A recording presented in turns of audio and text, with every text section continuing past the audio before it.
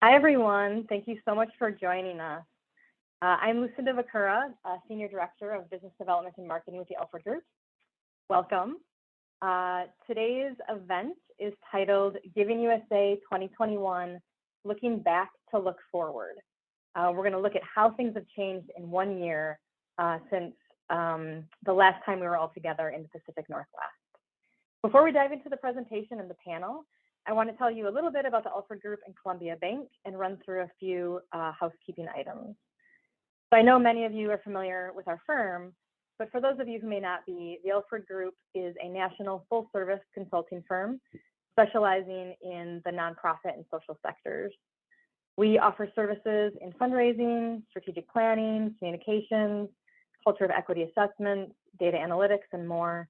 And really our goal is to provide guidance, tools, and structure to empower organizations to have the greatest impact possible. The Alford Group is a member and a sponsor of the Association of Fundraising Professionals. We are a certified women's business enterprise, and of course, a member of the Giving Institute, which sponsors the Giving USA report. And so you can find more information about us at alford.com.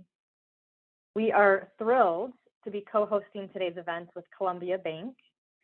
Columbia Bank is a Northwest community bank in Washington, Oregon, and Idaho. The bank provides solutions and expertise to both businesses and individuals. Columbia Bank offers tailored wealth management services across the region. And one of our panelists today is a wealth and philanthropic advisor with Columbia Bank. Just a few housekeeping items before we dive in. Today's webinar is being recorded, and we will have a recording available for you after the event. A link to the recording will be sent out in an email later today, so keep an eye out for that. Immediately following the conclusion of this webinar, you'll be prompted to take a short survey. It really is short. It's about 4 questions, and we really appreciate your feedback. So please consider taking the survey at the end of the webinar today. Everyone joining today is in listen-only mode for the duration of the webinar. We will have time at the end of the presentation and panel to take questions. So if you have a question at any time throughout today's event, please use the Q&A icon that's at the bottom of your screen. This is different from the chat icon. The Q&A icon will allow you to ask questions to the panelists and make sure it gets in the queue, and we will answer as many questions as possible during the Q&A session at the end. And then finally, lastly, we invite you to join us on Twitter throughout the webinar. We'll be live tweeting using the hashtag GivingUSA2021 and our Twitter handles, which is at the Alford Group and at Columbia Bank NW, which is in the upper right-hand corner of your screen. We'll be tweeting throughout, and we invite you to join the conversation on Twitter as well. So with that, I want to turn things over to Brenda, the President and CEO of the Alford Group, who will walk us through today's agenda and kick us off. Brenda? Thank you, Lucinda, and we're back, everyone. Thank you so much, everyone, for taking time out to join us for Looking Back to Look Forward. Many of you joined us last August when we spent time microscoping the philanthropic operating environment in the midst of the deep health, social, and economic crisis. While we were hopeful and encouraged by the early strong indicators, telescoping how the rest of 2020 would play out was much harder to see at that time. Well, when the webinar ended last year, we promised to reconvene a year later to see how the sector actually weathered the storm and where philanthropy would land. The Alfred Group is proud to partner with Columbia Bank again. I think this might be year 5 or 6, and bringing this webinar to you, where Karen Rotko-Wynn will kick us off with an overview of the 2021 Giving USA data, followed by our dynamic panel. We're so pleased to have them with us this morning, who will share their perspectives and bring to life their experiences, along with that of their organizations, clients, donors, and volunteers. We want our time together to be as interactive as possible. So please, please use the Q&A function for questions and the chat function to respond to ideas and information shared. Again, there will be an opportunity for engagement with our presenters at the end. But before Karen kicks us off, I'd like for everyone in the chat, let's reflect. Let's look back. And answer the question, did you raise more money last year, less, or the same? So I'm asking all of our attendees, let us know, what did your 2020 look like? Did you raise more, less, or the same? Someone had much, much more. I love it. We have a lot of more. So we love it, love it, love it. So with that, Karen, I'm going to kick it off and I'll see you in a little bit. Well, thank you, Brenda. I love that. Yes, I'm seeing the numbers coming in with more money. That's terrific. Well, thank you all for being with us today. And thanks, Brenda and Lucinda, for opening us up. This really is always exciting to share this data every year when it comes out. And so the annual report for Philanthropy for 2020 has recently been released, and we're really excited to share the key takeaways from the report and bring you through some of the data. So I'm just going to get started here with the next slide. There we go. So Giving USA is the oldest and most comprehensive report on charitable giving in the United States. It was started by the Association of Fundraising Council in 1956 and is now called the Giving Institute. It's published by the Giving USA Foundation, which is part of the Giving Institute, and it's comprised of national firms such as the Alford Group. Our firm has been a proud member of the Institute and a significant donor to this research for over 30 years. The research itself is researched and written by the Indiana University Lilly Family School of Philanthropy. So here's what I will be covering in the next 20 minutes or so before we get to our incredible panel today. I'm going to give you an overview, a little bit about what Giving USA is. We'll look at 2020 contributions by source and recipient type, the rates of change for giving in the last 2 years by source and recipient, trends in total giving, economic trends, trends in giving by source, and trends in giving by recipient type. So Giving USA is celebrating 66 years in 2021. And as I mentioned, it's the longest running and most comprehensive research that's done on charitable giving in the United States. It contains estimates for sources of giving and amounts received by type of organization. And it's important to note it's a big data project. The research comes from 128 million households, 600,000 nonprofits, and 80,000 US foundations and businesses of all stages. So I always like to start out, and last year, those of you who were with us know that as we look back to 2019, and we were in the throes of 2020, we all said, why are we looking back at 2019? We're in 2020. And so now that we are in 2021 and we're looking back to 2020, it's the same feeling. It's like, I always say, I can't wait to see the data next year because it's always changing. But of course, this year has been extraordinary. And as I've been following this data for the past 20 years or so as a consultant with the Alfred Group, I have to say my anticipation about getting this year's report was really high. When we looked at this last year, looking back, I thought, well, how is this relevant?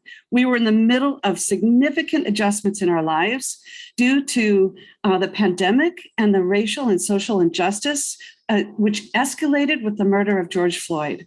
We could already see that 2020 was going to be an extraordinary year for philanthropy. Well, we were right. It certainly was. So I'll start with the big picture. First of all, 2020 was an exceptional year, but it also was an unprecedented year, full of challenge and uncertainty. At the same time, there was a higher demand on many nonprofit organizations.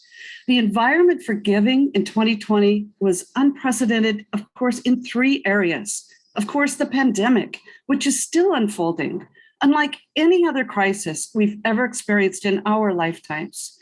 Unlike any national disaster, international disaster, this disaster in our country was unprecedented.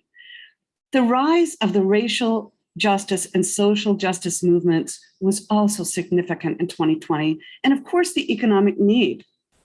And then, to top it all off, by the end of the year, we experienced this strong but uneven recovery for the economy. The S&P ended up by growing, the S&P 500 grew 16.3% in current dollars in 2020. So here's the big news that we've all been waiting for that is really exciting. And that is that Americans of all backgrounds stepped up in their generosity in a big way. All areas of giving led to a brand new all-time high record in charitable giving with $471.44 billion, which was up 5.1% in current dollars over 2019 and 3.8% in inflation-adjusted dollars. In 2019, the number of charitable organizations amounted to 1.37 million, which was a 2.9% increase over the previous year. Having said all that, 2020 is the highest year of charitable giving on record. And as I reflect personally back on this past year, it really strikes me that despite the challenges, all kinds of innovation was demonstrated in the nonprofit industry. Nonprofits had to adapt to the way they were operating, such as switching all of their events to virtual, remote, donor visits via Zoom, et cetera. But they also had to pivot in order to meet the demands, and those demands were multiple and complex. So this next graph shows you the slide in total trends of giving since 1980. I really like looking at this slide because it gives you a nice overview of just what has happened in the last 40 years. The black dotted line represents current dollars, and the green line represents inflation-adjusted dollars. So if you look at 1980, what was 48 billion in 1980 would be the equivalent of 153 billion in 2020. So I like to look at this when we're looking at this length of a trend, more in inflation-adjusted dollars. That gives us a chance to really look at apples to apples. So, of course, the thing that's amazing about this, since 1981, total giving in current dollars grew the most in the 10-year period between 1991 and 2000. And those of us who were in capital campaigns raising money in the late 90s and the 90s got to experience this incredible influx of philanthropy and new foundations and new wealth and new awareness about giving. It was an extraordinary year, an extraordinary growth period in the history of our philanthropy. Of course, there was a dip when we got toward the recession, but not nearly to the extent of the economy, which I'll show you in a moment. And then look at this over the last 10 years, this incredible growth from 341 billion to 471 billion in 10 years. It's unprecedented growth. It's incredible to see. And as I said, I've been watching this, and those of you who know me know that I'm not necessarily a data geek. I'm actually more from the art. I'm from the arts. I come from the arts in terms of that side of the brain, but I love this data and I get really excited about it every year when I see it. So that 10-year growth just really is exciting to see. It's important to understand how giving responds to the economic indicators. Of course, as I mentioned, the pandemic triggered an economic crisis, of course, but personal income also grew by 7% by the end of 2020. And disposable personal income is tied to household income, which is key determinant of how much households give. So in many cases, how much households give depends on their spendable or disposable personal income. And this type is defined by what is available after taxes have been paid. And as I mentioned, the GDP declined by 2.3 in 2020 from 2019, but by the end of the year, the S&P had grown by 16.3%. So it was an amazing year in terms of an amazing ride. And then, of course, there was the passage of the CARES Act. and the approval of the COVID vaccine, and that likely also helped.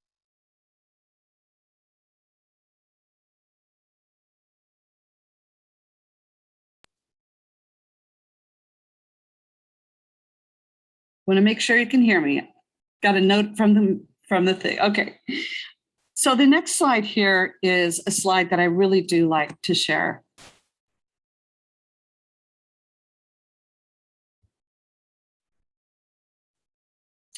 And this slide shows you the growth in giving over time, but it also really gives you a good indication about when we had these dips in the economy due to recession years. And you can see that giving also dipped slightly during those years, but not nearly to the extent of the economy dropping. So the black line, dotted line, of course, shows the current dollars. And again, I like looking at the bars because it shows the inflation adjusted dollars of growth between 1980 of about 150 billion up to this past year of $471 billion. This slide is also terrific because it's to give us reassurance that if and when we hit a time where we hit a recession again, not to despair, because even during those recession years, you can see the green line where the S&P dropped significantly and giving dropped slightly, but not nearly to the extent. And those who kept their donors close and communicated often during those recession years kept their donors, and they recovered alongside with their organizations. Research has shown too that a correlation between the total changing in the values of the S&P, and the GDP. This slide actually shows you how the GDP is one of those factors that also relates to how much donors give to charity each year. GDP, of course, is defined as the market value of all goods and services produced within a country's borders within a specific period of time. And it's one of the most important factors in measuring the status of a nation's economic health.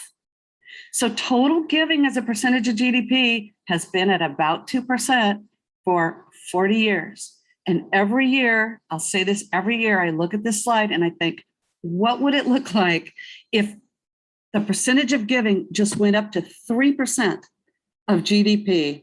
I'm waiting for that to happen. I hope to see that while I'm still looking at this information. Okay, this is my favorite slide. I love this slide for so many reasons, and I want to be able to really explain this to you. This is the total sources of contributions in billions of dollars in 2020, and it shows you the breakdown between individuals, foundations, bequests, and corporations. What's really remarkable about this is that if you look at 69% of these charitable dollars coming from outright gifts from individuals, and you add to that bequests at 9%, and then to know that half of foundation giving is actually coming from families and from foundations that are run by families, individuals. If you take half of that foundation percentage, bequests, and outright gifts from individuals, it's 88% of all giving came from people. So if you're ever wondering why we spend so much time on major gifts and working toward raising money on individual fundraising, this is why. And although it's important to get your piece of the pie in corporation, I'll talk a little bit more about corporate philanthropy in a moment. But if your board ever says, I think we should spend all of our energy on corporate sponsorships and corporate fundraising, pull this slide out and say, this is why we need to build up our program in our fundraising effort to focus on individual giving. So I love this slide. You can access this slide and use it as a resource in your own organization. Here's a snapshot of the sort of the headlines, if you will, over the last year. The biggest growth we saw was giving by foundations. It was huge, 17% over the previous year. Second was bequests, and bequests also grew by 10% over the previous year. it is important to note that giving by bequests isn't necessarily realized in the year that it's recorded. So these were bequests that were planned for probably 2-3 years back. And then giving by individuals was up by 2.2%, and giving by corporations did decline slightly by 6%. And of course, it's important to know that because the GDP declined and the corporate pre-tax profits declined, that actually definitely factored in to the decline in corporate giving. So estimated charitable giving by individuals and households was $324 billion in 2020, which I mentioned was an increase of just 2% over the previous year. And this includes itemized and non-itemized charitable contributions of gifts of cash, securities, and property, outright gifts. What's interesting is that mega gifts by individuals that require an adjustment to the econometric estimate, plus adjustments in individual giving from COVID-19 and racial giving justice, totaled $10 billion in 2020. I want to take a quick moment here to share with you some of the mega gifts that we realized in 2020. What is really important actually to note, though, that mega gifts are considered to be gifts of more than 10 million, and they totaled 17 billion. Now that's a big number, but remember, individual total giving was 324 billion. So even though we think, gosh, wasn't it all of these big mega gifts, there's a lot that was given by gifts that weren't mega gifts. But it's always interesting to me to look at where were those mega gifts this year. And of course, Jeff Bezos gave prior to the pandemic, he made a gift to climate change in February. And then, of course, we all will remember this year as the year that Mackenzie Scott stepped forward and made a huge gift in terms of almost 1.7 billion to more than 100 nonprofits. She included 6 historically Black colleges and universities. And then in December, she announced another 4.2 billion given to hundreds of organizations. Phil and Penelope Knight, they donated a huge amount to the University of Oregon and other and in other grants in the state of Oregon to provide relief from the pandemic. The founder of Twitter put $1 billion into donor advised funds and then distribute about a third of it to more than 100 charities to help people recover from the pandemic and to groups focused on racial equity. You can see here these others gave amazing gifts to benefit Black students, to address homelessness, and to, again, this last one, Reed Hastings and his wife, Patty Quinlan, $120 million for financial aid to Black students and historically Black colleges and university. And then Michael Jordan gave $50 million to racial and social justice groups. Incredible year and exciting to look at this. Giving by foundations, then, this also is where we saw the most incredible growth. And if you look to 1980, and again, when you look at the late 90s, when a lot of those millionaires, especially in our community, the Microsoft millionaires that were born during that time, and they established their own family foundations, and of course, the Gates and many others were pouring money into their foundations. We saw this amazing growth in the late 90s and 2000, and then continuous growth and significant over this past year. Giving by bequest to me is always interesting to look at because it does go up and down, and there's really no way to project what will happen because it just depends on who died that year, frankly. When we see big spikes and there's a mega amount left. So you might see a big spike in a year when Joan Kroc left her mega bequest to Salvation Army and to public radio, and it spiked it in that year. So we see these ups and downs and these spikes, which is really interesting. However, what I really want to point out with this, and that I think is super important for us to understand, is that bequest giving, we sometimes think, well, this is coming from big estates, right? Well, all right. Estates of 5 million and above amounted to 22 billion. That's a good number, right? But estates between $1 million and 5 million, it was 8.6 billion. But here's the thing, and I pointed this out last year too. This just is so amazing to me. estimated bequest giving from estates with assets below $1 million amounted to $11 billion. So think about it. These are the donors who've been giving you $100 a year, $500 a year, who have not been able to make those major gifts, but they are the ones who are leaving their estates to the charities that talk to them about their plans and ask them to think of their organization in their bequests and in their estate planning. So think, if you haven't started a planned giving program yet, now's the time to do it, because you want to talk with donors about leaving your organization as part of their estate planning. Corporate giving was the area that dropped, as I mentioned. And of course, it's a big drop. It's back down to, close to where it was in maybe 2013 or so. And again, I think what's interesting to remember about corporations is that about half of these dollars are cash and the other half is in kind. So if you haven't thought about how you can go to corporations and talk with them about other ways to give to your organization, remember that half of this 16 billion is actually from in kind. Here's another one of my favorite slides. This shows you where the money went, right? So what's really interesting about this year is religion still remains the biggest piece of the pie. It has been as long as I've been looking at this. However, when I first started looking at this data, it was 50% of the pie. Now, what's happened over the last 20 years, when I've been really watching this closely, is that the dollars haven't dropped, but the percentage of the pie has dropped. And donors who are still religiously motivated to give are giving to religious colleges. So that money goes into education, or to the YMCA, that might go into social service. So you can see that other pieces of the pie have increased over time, but religion still remains the largest recipient of charitable dollars.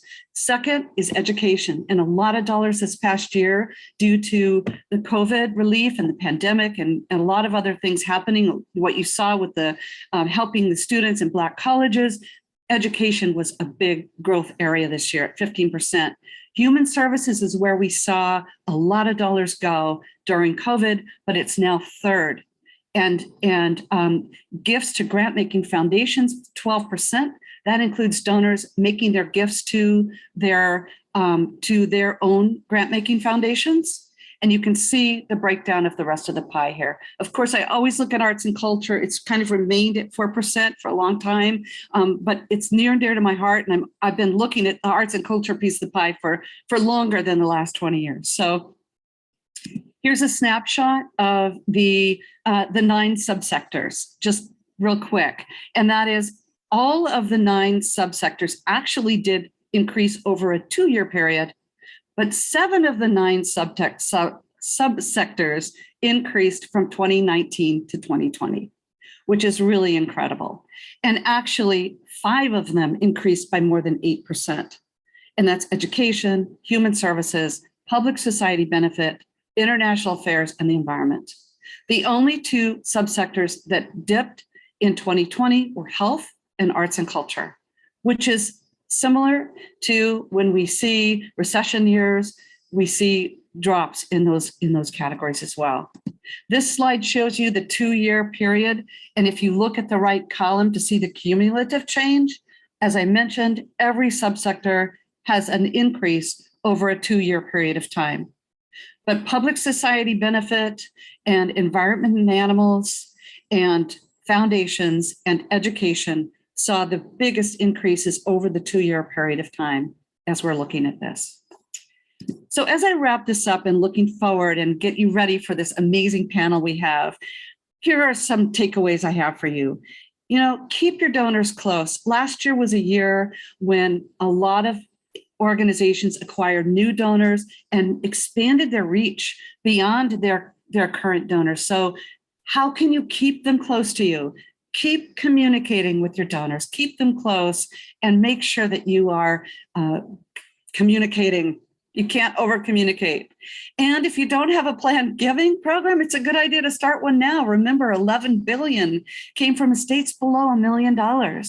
Focus your efforts on individual major gifts. This is a great time for that. We have a strong stock market. We have opportunities for organizations and for donors to make significant gifts of transfers of stock, which will help the donor save on capital gains and can mean an extraordinary gift for your organization. Utilize this data to benchmark against your own organization. How did you fare up with your breakdown of where your charitable dollars came into your organization? And then finally, how are we all going to learn? How are we going to use what we learned this last year to incorporate the best of the best and strengthen our reach beyond our broader community of supporters and increase our access and equitable availability of everything to all? So I'm going to end there, and I'm so excited now to bring Brenda back. I want to mention quickly, we'll mention this again, that you can get the entire book of data by going on to Giving USA, but you can also send us an email and we will send you a link for 30% off of the data. So Brenda, I'm so excited to bring you back, and I'm just really, really looking forward to the panel. I'm turning it over to you now for the discussion. Well, Karen, thank you so much. I just love your enthusiasm and how you bring these numbers to life. And again, I said it last year, you absolutely love every slide. So there isn't anything that you don't love about Giving USA data. So thank you so much for always bringing your energy behind it. And like you, I really hope that in our lifetime, we're able to see 3% of GPD. Yes. Wouldn't that be amazing? Oh, it would be amazing. It would be an amazing impact. Changing communities across the country. So again, thank you. Without question, record-breaking generosity ruled in 2020 and was the springboard that enabled the resiliency of our sector. Many organizations not only survived, but they thrived and improved along the way. I'd like to now introduce our stellar panel to get their reactions to the data and to look forward. Backed by popular demand, we have two of our panelists from last year who are rejoining us this year. So Robin Callahan, Vice President of Philanthropic Services with the Greater Tacoma Community Foundation. It's great to have you back with us again. Elena Fracchia, Vice President, Wealth and Philanthropic Advisor with Columbia Bank. Thank you so much for joining us again this year, Elena. New to us this year, but we're so excited to hear from Bernadine Griffin, the Managing Director of the Fifth Avenue Theater. And Bernie, we were praying for all of our arts and culture friends in the sector because we know it was a tough year. So we're looking forward to hearing from you about all the things that you and Fifth Avenue did to not only survive, but thrive. And then Asa Tate, Chief Development Officer with Wellspring Family Services, an essential human services organization on the front lines of stabilizing the lives of families and children. So again, thank you, panel, for being with us, and we're looking forward to hearing your thoughts. So despite all of the uncertainties, the nonprofit sector experienced a remarkable year in 2020. As we reflect on the unprecedented responses from individuals, foundations, and corporations, what surprised you the most? Asa, let's start with you. All right. Hello. Can you hear me well? Yes, we can. Okay. Well, 2020 was quite a year for all of us. And I have to say, I am a huge fan of philanthropy, and that's why I am in this field. And philanthropy stepped up. I was excited to see how quickly philanthropy responded to the pressing needs of the families that we serve at Wellspring, and how many more of the gifts were unrestricted. The amount of trust that was placed into the hands of nonprofits was a wonderful thing to see come to fruition after many years of hoping it would be that way. Wow. I love the word trust. That's exactly what happened. They trusted their nonprofit partner to do the right thing. So thank you so much, Asa. Bernie, what surprised you the most? Well, thanks for having me, and thanks. I'm so happy to be a part of this panel, and thank you, Karen, for that great presentation on on giving trends and Giving USA. You know, I think for this particular sector, we always try to, pre-pandemic, try and paint the picture of what our lives would look like without arts and culture. Yes. And we experienced what our lives look like without coming together in a communal setting and telling stories that brings us all together and our common humanity. And I think what surprised me the most was the generosity and the commitment and the investment by our subscribers who stayed with us for a virtual season, our donors who stayed with us. We too raised more money than we did in 2019. So that was amazing because we just didn't know, you know, subscribers stayed with us for a virtual season. We didn't know how many of those folks would consider that a donation. And so we were, you know, it was like, how is this all going to flow through? The other thing that surprised me for the sector, because the arts and cultural sector has been woefully underfunded by public sources. And the federal support for this sector has been incredible, as well as, and for us here in Seattle and King County, I want to elevate our King County Executive, Dow Constantine, who made a major commitment to this sector in his budget that was approved by King County Council. So those were the two big surprises for me. That's fantastic. Robin? Well, thank you, everyone. And it's good to be with you today. So one of the big surprises for us was just how generous everyone was, even in this time of incredible financial uncertainty. And so not only did we see this incredibly generous response to our Pierce County Connected Fund, which raised $7 million in less than 3 months, which we never could have predicted. But we also saw an 18% increase in our payout rates for donor advised funds in 2020. And as a community foundation, we had heard this call for community foundations to increase endowment payouts. And so we heard this, we calculated the increased payout rate that we thought we could offer while still keeping funds above water. And then we called everyone who held a fund with us in the fall and offered them this increased payout. And the results were really surprising because almost every advisor on either a scholarship fund or a fund that was designated to support a nonprofit said, absolutely, increase the payout. I want them to have more money. But only a really small percentage of the agency endowed funds needed to take the increased payout because of this strong response that they had from their loyal donors. And so, in fact, quite a few of them said, actually, this year we don't need our endowed payout. Please reinvest it in my principal. And so I think this definitely mirrors the incredible generosity that we saw Karen talk about through the Giving USA data. Yeah, you know, it's great to hear about the payout and the fact that so many organizations didn't actually need the money at that time. Mm-hmm. So again, we're going to talk a little bit later about what does that mean for 2021 in terms of some of the trends that we are already seeing as we are already halfway through the year. Elena? Yeah, so I think I share Karen's love of this data and always wanting to know the next year and where are we right now.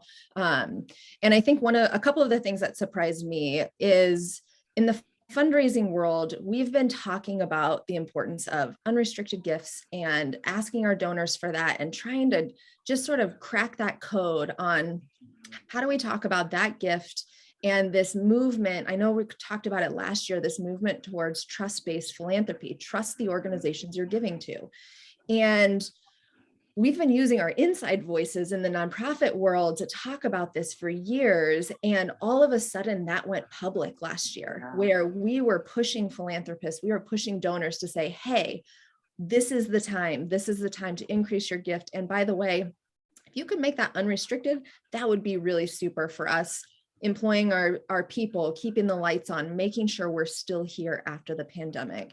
So for me, that was one of the most exciting shifts to see in the conversation and starting to see that almost go public, if you will. I know we had talked about it before and people had heard it, but I think they hadn't heard it in a way that really pushed them to make that change. And to me, that's what I saw in 2020 as one of the biggest shifts. The other thing I'll add really quick is the nonprofit sector. We haven't always gotten a really great reputation for being on the forefront of technology. We're usually quite a bit behind. And one of the other surprises to me in this pandemic is how everyone stepped up. And they said, okay, we really have to think different. We have to try new things. And we got to figure it out way faster than we've ever figured anything out before. And so I think we all learned a lot from that, and trying to figure out how do we take that forward will be a fun sort of experiment in what does it look like going forward. That's exactly right. What does it look like going forward as we continue to operate in a pretty hybrid environment, and how do we maximize the continued use of technology in our fundraising and engagement with key donors and stakeholders? Bernie, I alluded to this as a part of your introduction relative to the arts. And we know traditionally that when giving goes off track, the arts are typically the first place that takes a hit. So as you come off of mute, how did Fifth Avenue fare, and what shifts did you make? Thanks, Brenda. This sector, the Fifth Avenue included, we were the first to close in March of 2020 and the last to reopen, just because of what we do in large public gatherings. So, immediately it was about, unfortunately, we had to lay off 70% of our staff so that we could,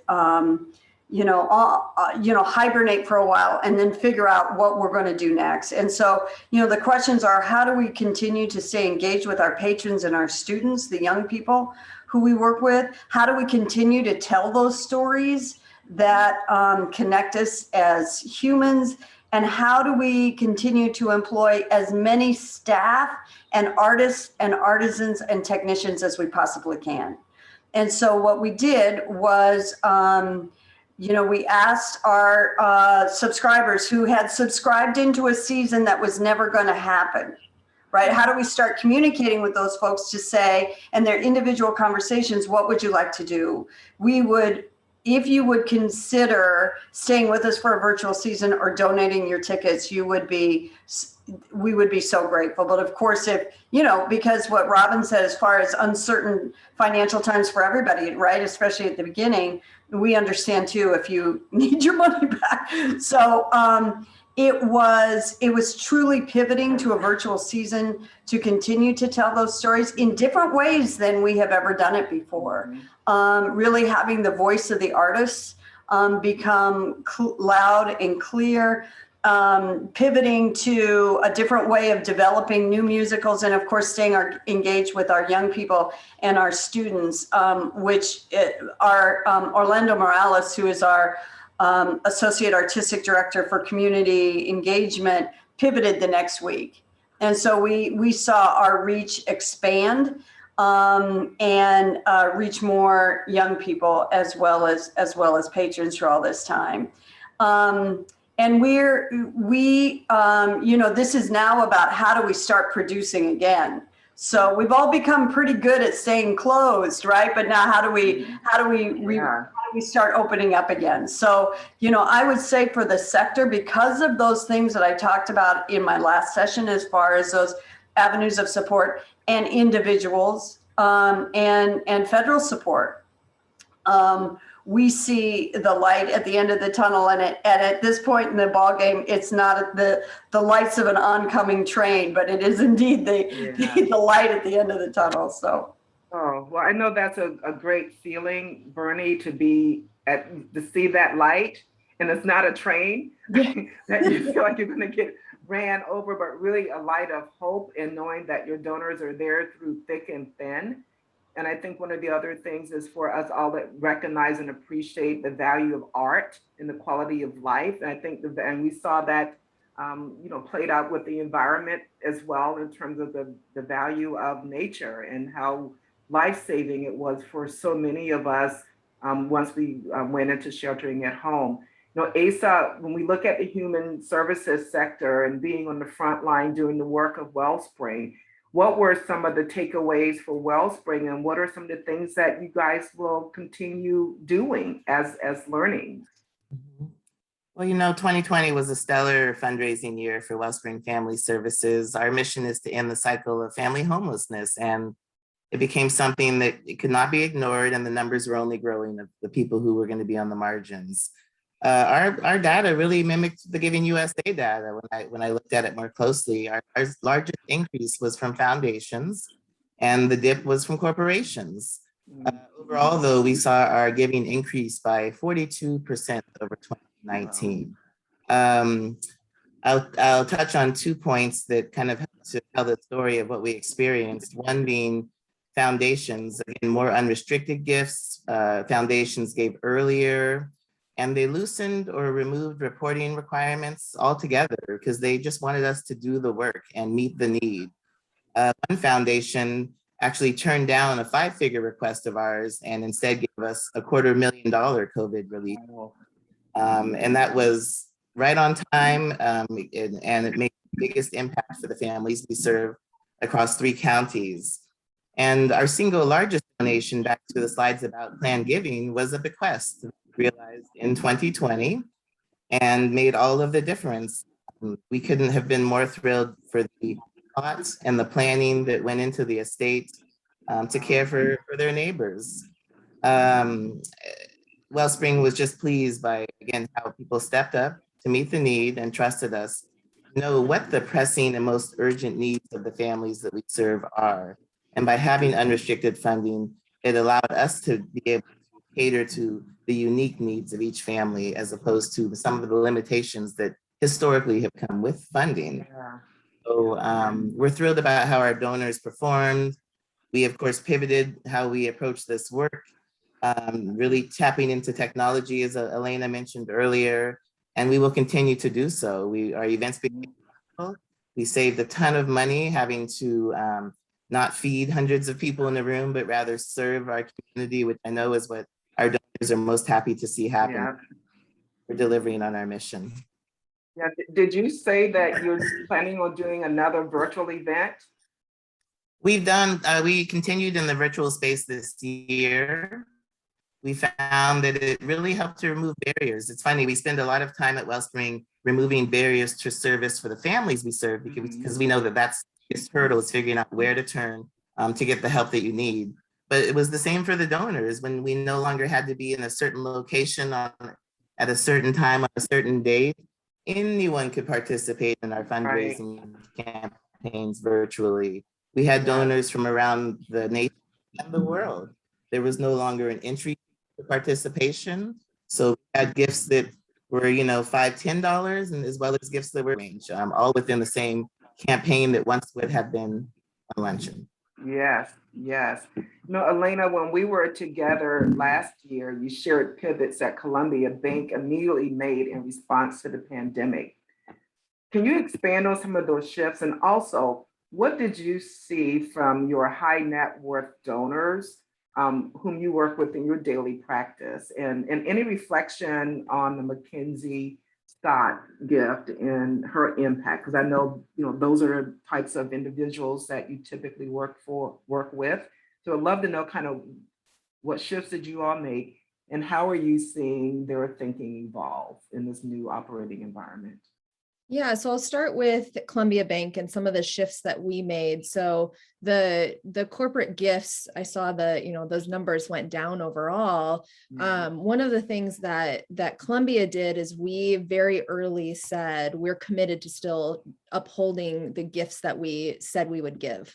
So that was one of the things that did not change. And in fact, we actually shifted how those gifts were given, and our bankers, who are the ones who get to deliver the gifts, were given the opportunity to remove restrictions that had maybe previously been placed on those gifts because we had asked for the sponsorship for a specific event or a specific program. And we were given the opportunity to say, hey, nonprofit, we still have this money for you, but really, truly, we want you to use it for what is most important to you right now in this time. And we know we can't necessarily decide what that is.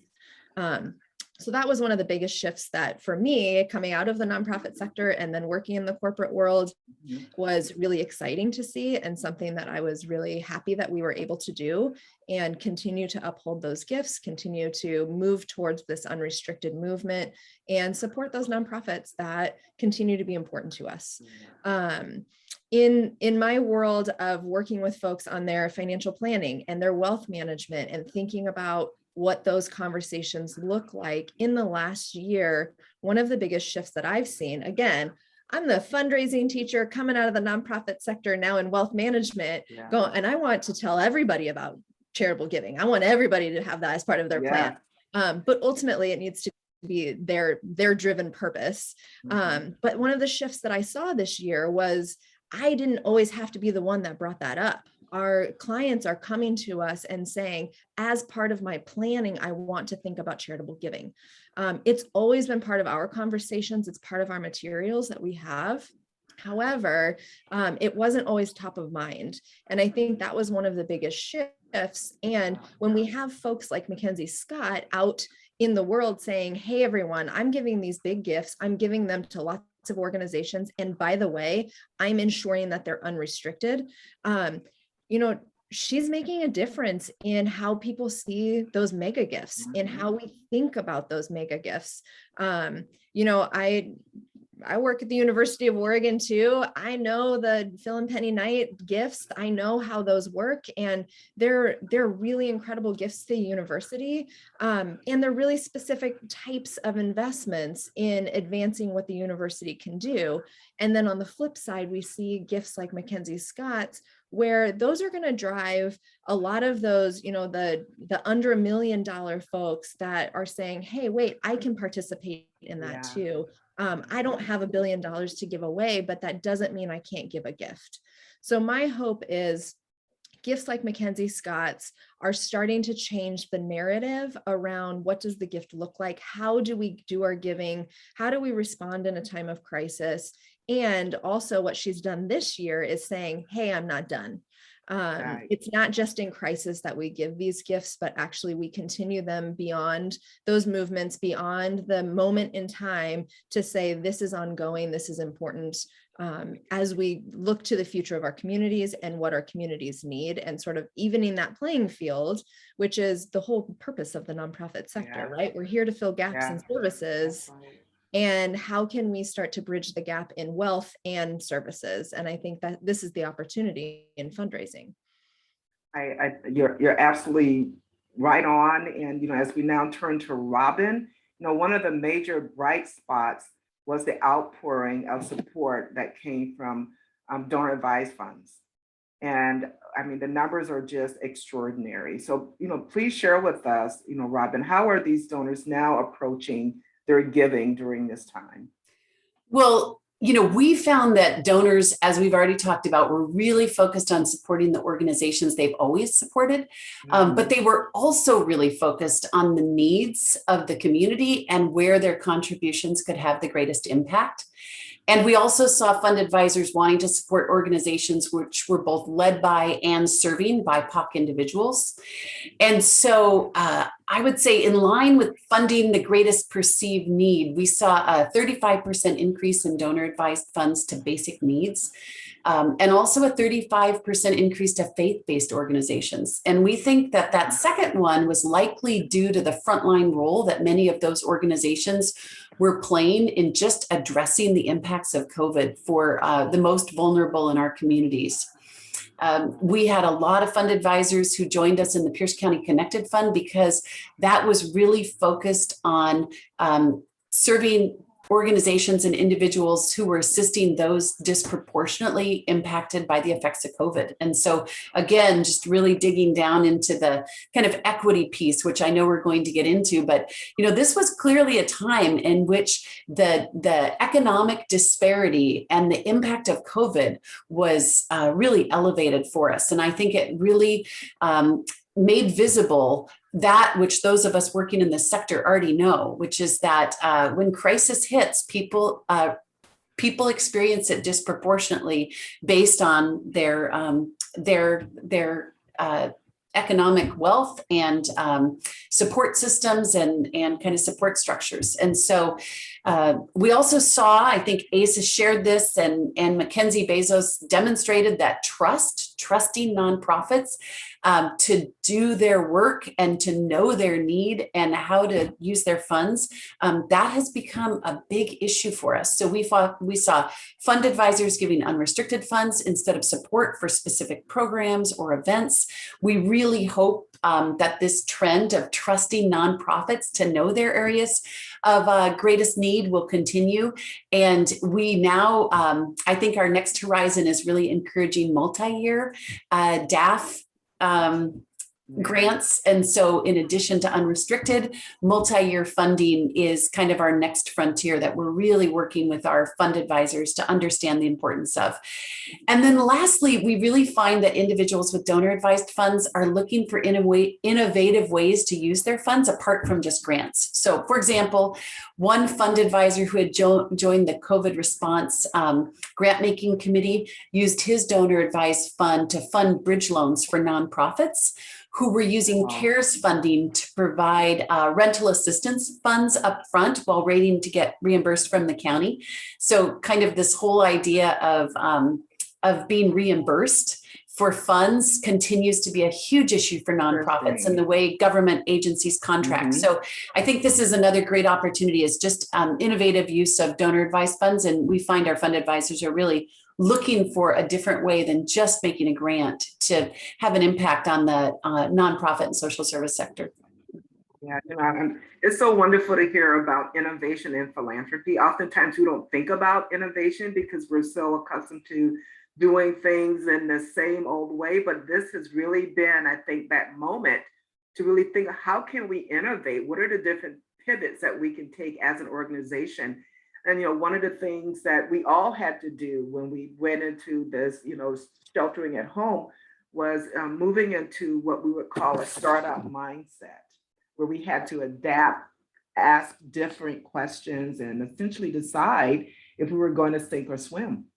And as you reflect on your own organizations navigating through the pandemic, I know that there are some key learnings or new ways, and we've already touched on some of them, but I want to ask Asa, you talk about the fact that you all raised, I think what you said, 42% increase. And we know in fundraising, retention is a really big deal. So you have all of these new donors. Can you touch on what is Wellspring doing to maintain and retain those new donors, some of the strategies that you've put in place? Sure, we've been doing a number of things to try to retain our new donors. We have employed our both staff and our committee volunteers to do personal thank yous and to reach out to those folks and let them know their impact. We have put together a number of virtual videos, and we have a new community conversation series that's virtual, so we can continue to engage people throughout, not asking for money, but just so that they know how we do our work, the difference it makes, and how they're a part of this solution for families who are about to experience homeless, or that we can prevent from experiencing homelessness. I will say technology has been key for that in terms of employing Zoom to convene people. We are also doing a better job of welcoming our new donors through a first welcome series and packet, trying to bring them up to speed. They entered our doors through a fundraising event, but we want to make sure they're aware of the breadth of our services and the many ways they can be involved. Often when people think of Wellspring and they know that our focus is on ending family homelessness, they tend to think solely about housing, and we have wraparound services, and we want to make sure people are aware. We have a free family store in Seattle downtown. We also have an early learning center, the only of its type in the Wow. serving children who are either experiencing homelessness or who have recently experienced homelessness. And then we have a number of housing programs focused on both prevention, because we know it's more cost effective to keep people housed, as well as less traumatic. And then on the other side of that coin, we're prepared to get people housed because we know that need is also paramount. In terms of keeping our donors engaged, we bring them in to help us. Just started to reopen to volunteers safely, and they were able to help us sort clothing and essential item donations from our free store and help us become personal shoppers for the families we're serving. Yeah, there are a number of ways, but we continue to think outside of our box. Yeah. In terms of engaging. I was surprised to have some of my first meetings on Zoom with some of our largest donors that I had yet to meet. Yeah. So how are you feeling about 2021? Are you feeling pretty positive as you think about your fundraising success and engagement of your donors? You know, I'm still waiting to see how 2021 is going to end. I was very encouraged by 2020's response and how quickly people met a need, but I find that donors' focus can quickly shift and change. So I'm hoping, as Robin mentioned earlier, that we'll see more multi-year commitments and that people won't just leave the pandemic relief causes in 1 year, but they will continue to see why it's important to invest. I haven't received a huge request. We haven't received a huge request yet in 2021, which of course changes things. And we've seen some people pull back. The biggest eye-opener for Wellspring in 2021 is the shift to focus on organizations both serving BIPOC and led by BIPOC in all areas. While I think this is overdue, this investment, and very important, it may also have some unintended consequences and leave some other longstanding organizations behind. So I'm curious to see how that will take out for Wellspring in the end. Yeah, we're going to come back and touch on diversity, equity, and inclusion and its intersection with philanthropy. I would like to, hear from Bernie relative to, what are some of the shifts that you learned along the way and you will continue to do as we all are able to come back together again. So some of the new learnings, Bernie, that you really want to continue to put into practice for Fifth Avenue Theater. Yeah, I just want to say ditto to everything that Asa said, as far as, I think one of the things we learned was and as was shown on the slides, communicate with all of our stakeholders and with our donors and our board and our patrons and our staffs and our artists and, all of the stakeholders who comprise this organization. I would say technically, for the Fifth. And I want to give a shout out to all the fundraisers because my background was in fundraising. I came into this position as managing director about 12 years ago, but my heart is always with fundraisers, and that's where my roots are as well. But here's just kind of a gee whiz fact for the Fifth, and any arts or cultural organization could probably take a component of this. We, in addition to producing, the work on our stages and our community engagement programs, we also have a commitment to new musical development because, West Side, everyone can't keep doing Oklahoma and West Side Story. Mm-hmm. We need new voices. We need to hear from those voices in our community that maybe we haven't heard from up until this time. And how do we take down those barriers for those artists and creative teams? But so we develop new musicals. One thing, it's interesting because we talk about innovation and the technology, and ditto, I was surprised by us as far as our being able to pivot technologically, so that was amazing. But in a way, we kind of went backwards and found that technology, and we did it by developing 3 new pieces of musical theater through radio plays. So if you go back to your parents or your grandparents, where their form of entertainment for the most part was the radio, and your imagination could take you to places that only the radio can. And so what this allowed us to do was listen to these beautiful stories, listen to the words and listen to the music, and close your eyes and imagine.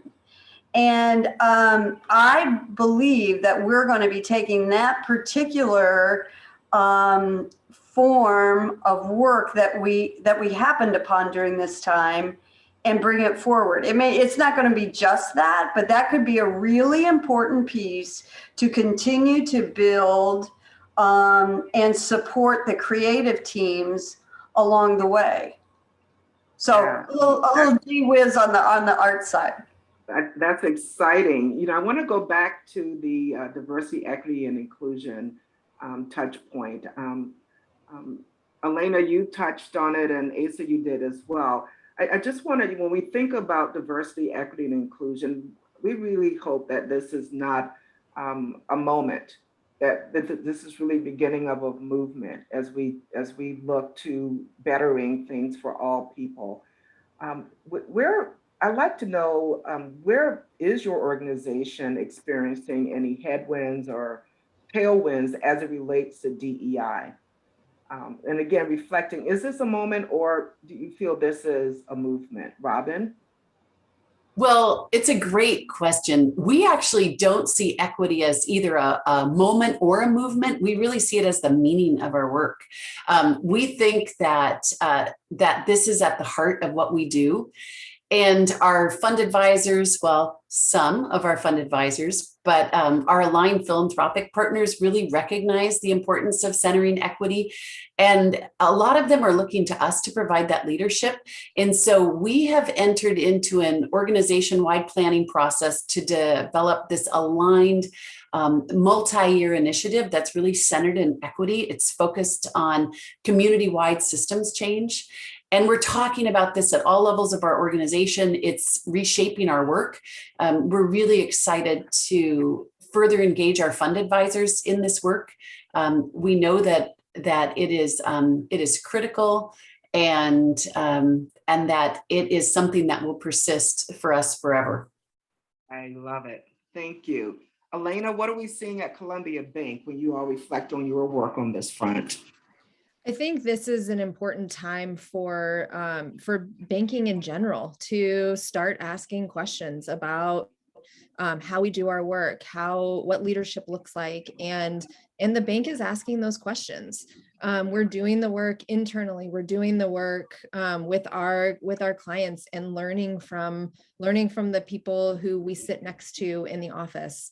I think that one of the biggest sort of calls to making this a moment and a movement is to spend the time. And if I've learned anything from the boards I sit on, from the organizations that are much further along than we are, then my biggest takeaway is this: there's no quick fix.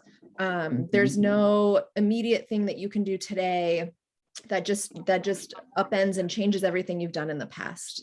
I think we really need to be aware that change takes time. And, Asa talked about this a little bit, is we're holding all organizations across the board accountable in a different way. And in that, we actually may lose some opportunity. We may lose some organizations simply because there are white people in leadership. And there will be pros and cons to that. And I think that's where we have a grand opportunity as a community, and even as the Pacific Northwest, which is historically very white, to think about and ask new questions, to slow down our work so that we can do it well, so that we can do it right.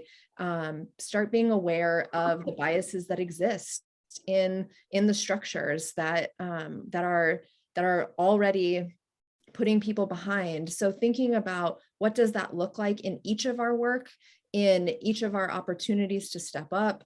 Everybody plays a role in that, and everybody plays a role in questioning and starting to look at work differently. So I think for me, that's what I'm seeing both at the bank and with our clients, with the clients that I work with individually, the families, and how they're trying to figure out where do we fit in the community, what does that look like? And again, making space to unlearn and relearn what does it look like when we're all creating inclusivity? What does Yes. it look like when we've got equity at the table?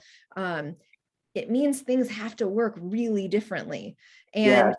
that will take time. That will take regulation change. That will take all kinds of things that I think it'll take a lot of grace for everyone. Thank you so much. I want to go back to Bernie. When we think about what lies ahead, we're already halfway through 2021. And as we look ahead, what are your predictions relative to donor behavior in the philanthropic landscape? Where might we see the biggest opportunities or the challenges?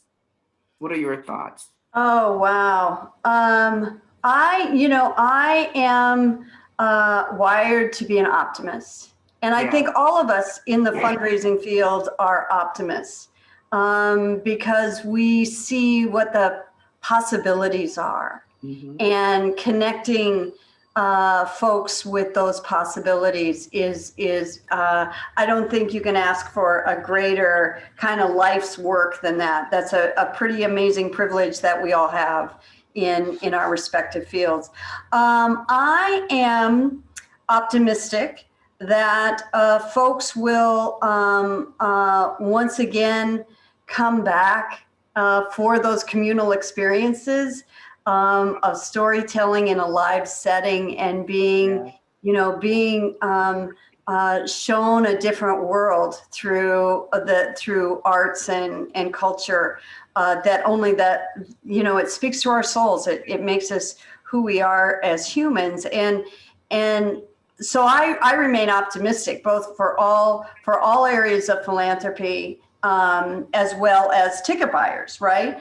But I also want to just tag on to the question about diversity and equity and inclusion and accessibility, and in philanthropy, how do we see from the charts that this is individual based, right? Right. How do we as philanthropists start decentering the story from donors and celebrating the communities? I think that is, a call to action. I think that there are conversations that are happening for governance of our organizations and perhaps decoupling philanthropy with governance. There are big issues that are going on, big discussions and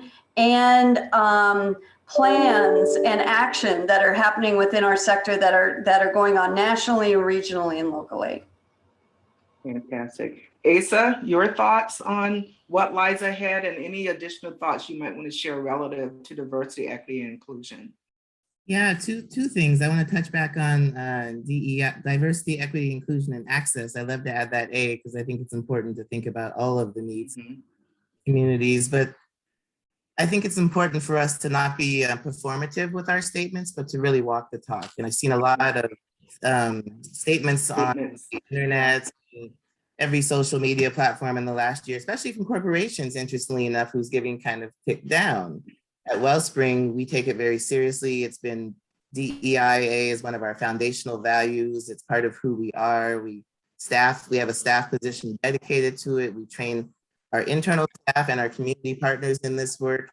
But I don't think we've done a good enough job of tooting our own horn. I think we thought it was necessary. We just knew it had to be done. And in terms of your asking if this was a moment or a movement, I just want to say that it took us a very long time to get here. And it's going to take us a very long time and a lot of hard work to get out of this and to find a new day that's equitable for all. And I'm really happy that you've been using the term equity as opposed to equality, because it's a very different reality to get people on a level playing field. And I think the great news, Asa, is that we have a lot of accomplices in this work. Yes. I mean, we think back on all of our work histories. When have we ever had these kinds of conversations? Right? So true. And I love the accomplices. I usually say co-conspirators because I think allyship is too soft. It allows you to walk away. You need to have skin in the game, right? Yeah. Willing to suffer the consequences along with those you care about. And And with, you know, nonprofits or with funders focusing on nonprofits that are BIPOC led, I think we also kind of need to check ourselves because we haven't always allowed people who are BIPOC to lead. And so there's a limitation as to who fits those criteria, versus those that may be serving those communities. In Wellspring's case, led by a woman CEO, which was also a big deal for a long time. So thinking about how rigorous we are when we look at that. In terms of the future, I have very high hopes for the future on a few different levels. I'm anticipating more donors giving from outside of their checking and savings account. I'm hoping that people will use stock to make gifts. Again, as Robin mentioned, more donor advised fund giving. I'm also having to learn a lot more about cryptocurrency and update our gift acceptance policy. Be prepared for those types of gifts, which are already flowing into the bank accounts of many of our neighbor nonprofits. I also hope folks will consider multi-year giving, which was something that we have advocated for years, and it is essential for nonprofits to have multi-year unrestricted giving to be sustainable. And that we can all acquire, the better. It really sets all of us up for success so we can focus more of the energy on delivering on the mission. And then finally, I hope that people will get their affairs in order. I hope that we will come to grips with our own mortality and that we will leave a legacy. Anyone can make a planned gift. Type of giving. It is democratized, and it's going to be most likely the largest gift any one of us makes in our life. And even those who may not have the resources to hire a lawyer to get a together, I hope they have a retirement account from their employer, and they could actually, in about 5 seconds, add in a nonprofit tax ID number as a beneficiary and make a difference. And feel good. And it actually makes you feel so great to have your affairs in order. So afraid to think about their mortality. The sense of calm that you get from planning. There's not, so I'm very hopeful for the future. As Bernie said, I am an optimist. That's why I'm a funder and have been for over 25 years now. And I think, my greatest takeaway from your comments and all of our comments is really this concept of increasing generosity. Robin, you touched on different ways that you're seeing your donors leaning into and leading relative to giving in new and different ways. You want to share, what are you seeing on that front? Because that's going to be critical as we continue to navigate during these times.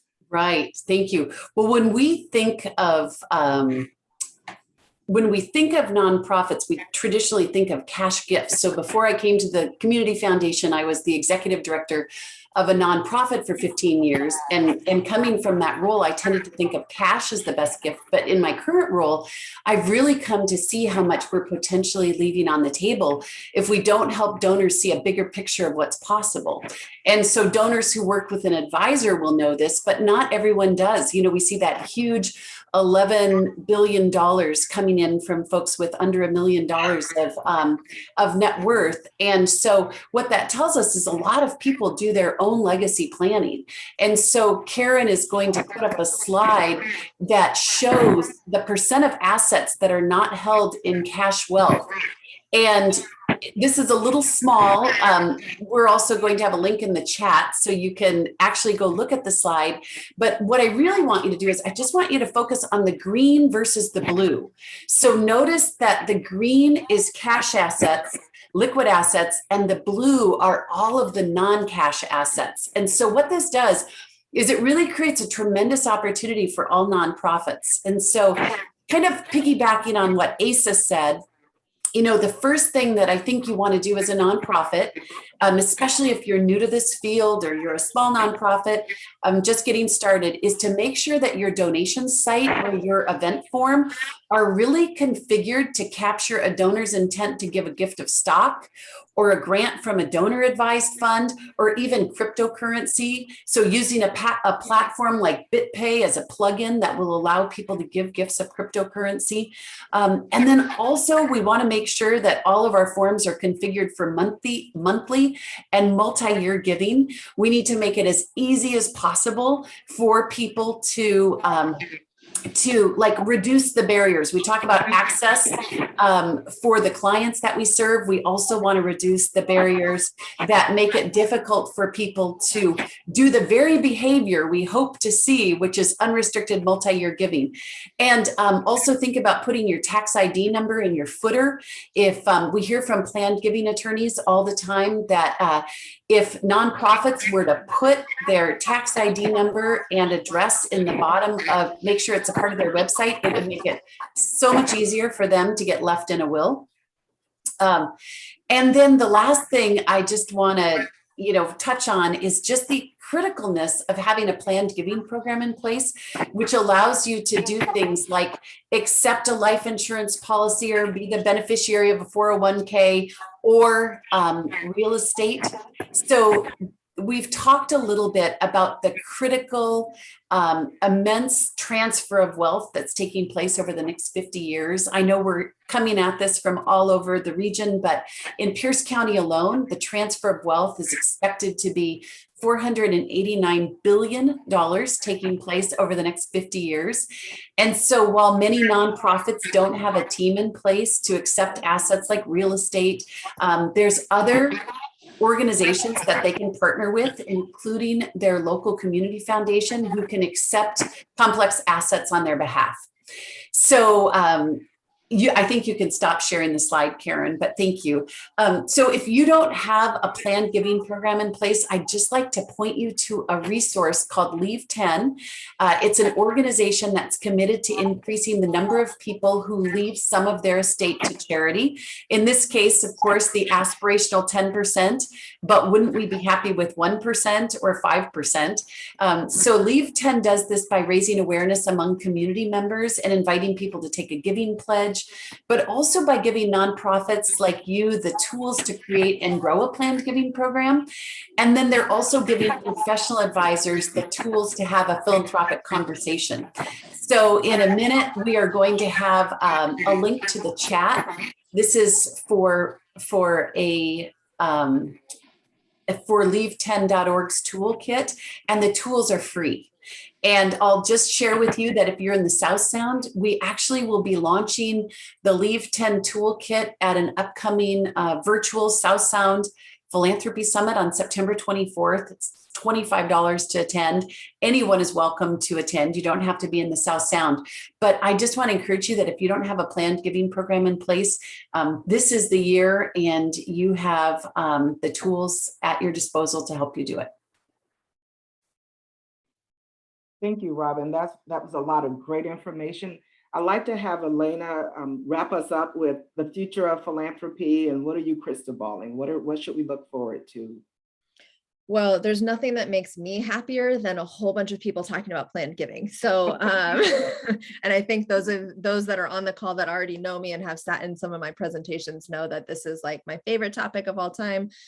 So my crystal ball is really centering on that conversation of how do we elevate this? How do we elevate it from the side and perspective of advisors that your donors are working with? How do you elevate it with your donors directly?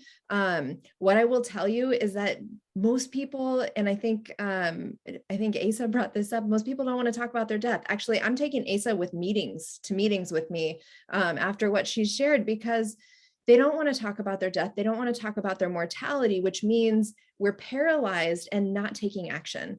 And so for me, the crystal ball looking forward, and even what some of the pandemic has created, is an awareness of our mortality and an opportunity for all of us to have some of these questions and look at what does that planning look like, finding the simple ways. It doesn't have to be complicated.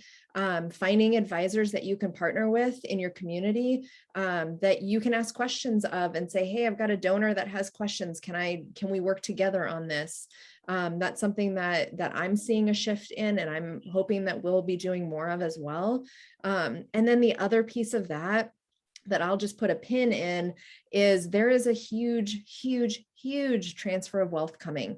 And what we're looking at in the data, what we're looking at in the behind the scenes, is that a lot of those dollars are going to land in the laps and bank accounts of women. Women oftentimes are double inheritors, so they inherit from a parent, they inherit from a spouse, and they also tend to be very philanthropic.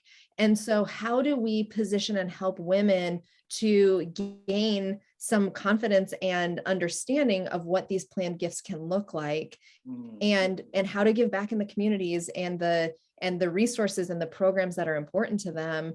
To me, that's one of the areas that we'll see that shift. So I think it was in 2019, we saw the sort of ticker of who holds wealth shift to women owned 51% of the wealth.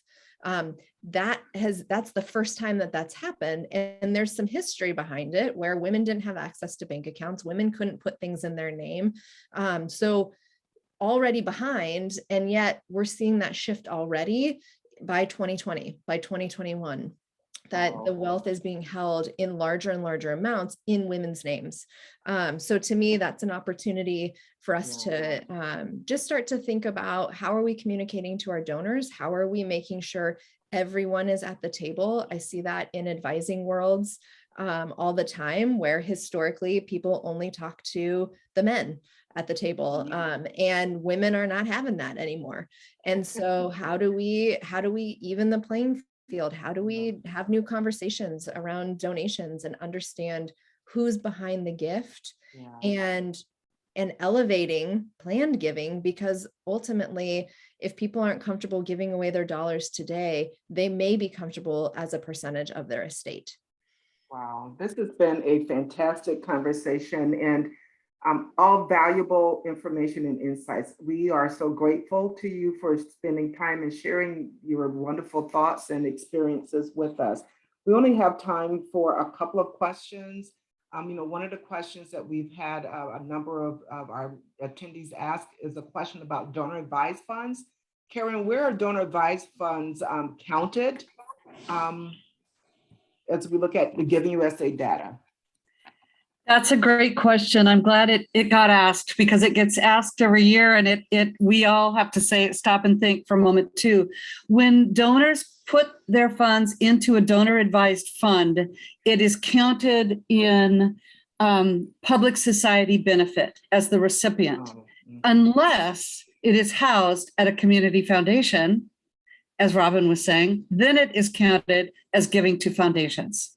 So those are the two areas where donor advised giving to, because that's where the donor is getting their tax advantage. When they make that transfer of their asset into the DAF, it's either going to a DAF at Fidelity, or it's going to a DAF at a bank, more of a financial institution. Then it's counted as public society benefit. But in Robin's case and other community foundations, if the donor sends the money to establish a DAF with a community foundation, it's counted in foundation. Great, because I think we have, of the questions that we have, probably half of them are related to donor advised funds. We did have a question about, in 2020, we saw a donor renewal rate, this particular question, of 90%. Great response. Anyone anticipating donor fatigue as we re-emerge from COVID?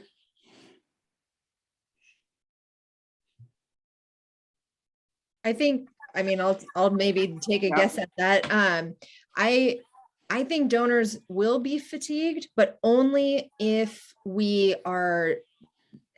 how we communicate, right? So if we hound them for constant donations and we're skipping over stewardship, we're skipping over cultivation, we're going straight to the next ask, then yes, they absolutely will be fatigued, because they've just been hit in 2020 in every which direction, from wildfires to COVID to community development to basic needs. All of these things were really big deals.